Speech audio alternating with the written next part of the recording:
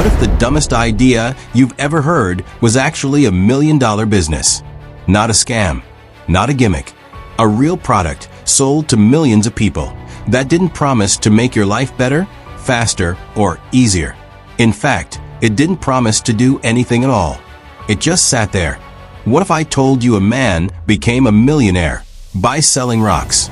Not diamonds, not gold, not crystal, just plain ordinary, everyday stones you'd probably kick down the street without a second glance. No paint, no polish, just rocks, in a box.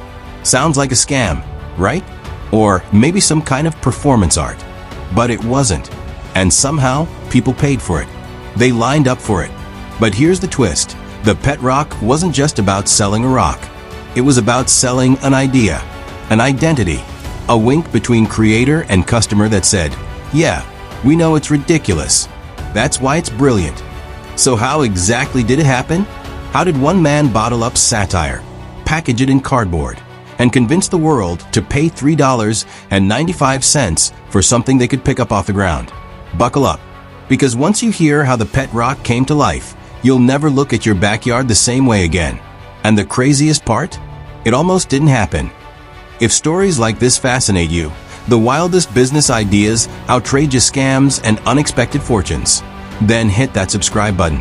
We uncover the most unbelievable stories from the world of money, business, and mad fortune. Alright, now let's dive into how Gary Dahl turned rocks into millions. It was one of the most brilliantly absurd marketing stunts in business history.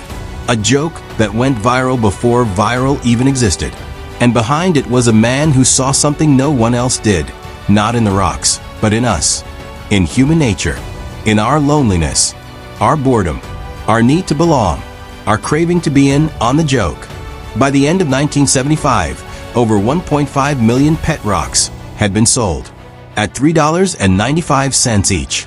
That's nearly $6 million in today's money. And behind it all, a man with no factory, no investors, no inventory problem, and absolutely no intention of changing the world. He just wanted to make people laugh. His name was Gary Dahl. And this is the story of how he made history by selling nothing at all, and proved that sometimes the biggest fortune comes from the smallest, dumbest, most ridiculous idea. The story doesn't start in a boardroom. It starts in a bar, with a few drinks and a few laughs. It ended with millions of dollars, international headlines, and a legacy that business schools still can't effectively explain or reproduce after over 50 years. It was the mid-1970s. Gerald Ford was in the White House. The Vietnam War had left America weary. Gas prices were up. Morale was down. And across the country, people were looking for something. Anything to lighten the mood. In a small California town called Los Gatos, a man named Gary Dahl was having a drink with friends. He was a freelance copywriter, quick with words, quicker with sarcasm. The kind of guy who made a living crafting catchy slogans, turning boring brochures into snappy sales pitches. He had a quick wit, a sarcastic edge, and the kind of mind that never stopped poking holes in the world around him. That night, the conversation turned to pets, specifically, how annoying they could be. They chew your furniture. They need to be fed, walked, cleaned up after. Some of them bark all night. One friend groaned. Gary smirked and took a sip of his drink. You know what makes the perfect pet, he said. Everyone leaned in. A rock. The table erupted in laughter. It was ridiculous, absurd, a punchline. But not to Gary. Something in that joke stuck. Because where everyone else saw a joke, Gary saw a product. While his friends moved on to other topics, Gary was already thinking about packaging, instructions, branding. He saw not just a rock, but an idea, a commentary, a product people could buy not because they needed it, but because they wanted to be in on the joke. That night, Gary went home and started writing, not a business plan, but an instruction manual for a rock. How to care for it, how to train it, how to love it. It was deadpan, absurd, and hilarious. But it was also genius. Gary wasn't selling a rock. He was selling an experience. And America ate it up. It was detailed, hilarious, completely deadpan. Tips like, place your rock on some newspaper. If it appears excited, the feeling will pass. Or, housebreaking your rock is easy. Rocks are naturally clean. It read like something between a user guide and a comedy sketch. And that was the point. Gary wasn't selling a pet. He was selling satire. He sourced smooth, oval rocks from a builder's supply company. Stones usually used in aquariums or landscaping. They cost him a penny each. He placed each one in a small cardboard box, designed like a pet carrier, complete with air holes and a bed of straw.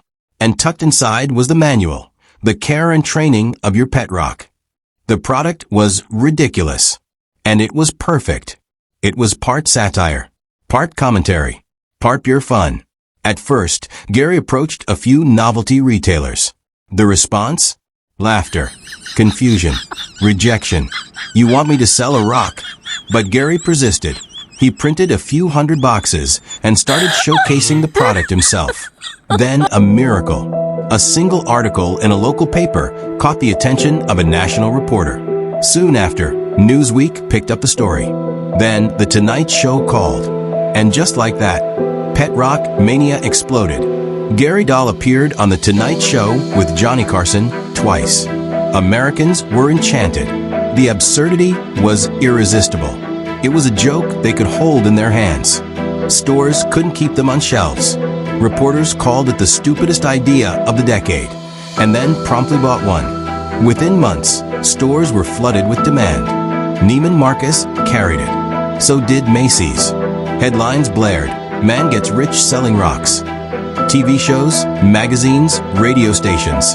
Everyone wanted to talk about the man who made a fortune turning sarcasm into a product. At the height of craze, pet rocks were selling at 100,000 units per day. That's $395,000 a day. And Gary? He had no production delays, no complicated supply chain, no tech bugs or lawsuits, just rocks, boxes, and laughter. He later told a reporter, "I packaged a joke and sold it. The whole thing was a joke. But the money? That was very real." By Christmas of 1975, the pet rock had become the ultimate stocking stuffer. Millions of them were given as gag gifts. Teachers brought them to school. Offices held pet rock contests. Children gave them names. Adults gave them personalities. Gary was everywhere and nowhere. A reluctant celebrity, a media darling, a millionaire. But all fads fade. By early 1976, the novelty wore off. Sales dropped. Knockoffs flooded the market. Gary tried to sue the imitators, but it was nearly impossible to protect the idea of selling a rock. He had a trademark on the term pet rock, but not on the concept. He launched follow-up products, like sand breeding kits and red china dirt, but none struck the same cultural nerve. The lightning in the bottle refused to strike twice. He was also swamped with fan mail, legal threats, media requests, and people asking him to fund their wacky ideas.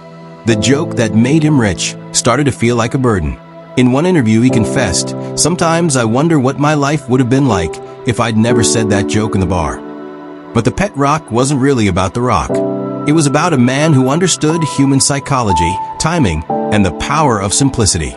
He held up a mirror to society and said, "You'll buy anything if it makes you laugh." And we did. In the years that followed, Gary returned to copywriting. He bought a bar. He faded from the public eye. But the pet rock never truly disappeared. It became a business school case study, a pop culture relic, a symbol of absurd genius. Marketing professors analyzed it. Comedians referenced it. Collectors searched for original boxes. Even decades later, new generations discovered the pet rock, not because it was useful, but because it represented something deeper. A moment in time when the world needed to laugh. A moment when someone said, "Let's not take ourselves so seriously." And somehow the world listened. Gary Dahl passed away in 2015. But his invention lives on not just in novelty stores or eBay listings, but in the very idea of what a business can be. Because what he proved is simple and profound. You don't need a complex product, or a revolutionary app, or a sleek, silicon-backed pitch deck. Sometimes, the most powerful thing you can sell is a story.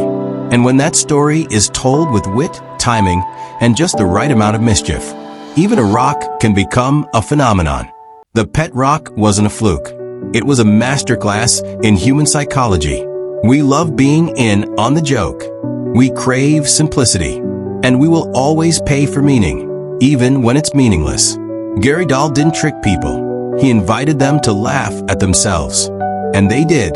So next time someone scoffs at your wild idea, your silly concept, or that joke you think no one would buy into, remember Gary. And remember this. The world paid millions to buy a rock because one man believed the dumbest idea in the room might be the smartest. He was right. If you enjoyed this story, hit subscribe so you don't miss the next unbelievable business story. And if you think the pet rock was genius or just plain dumb, drop your thoughts in the comments. I'd love to know what you would have done if you were Gary Dahl.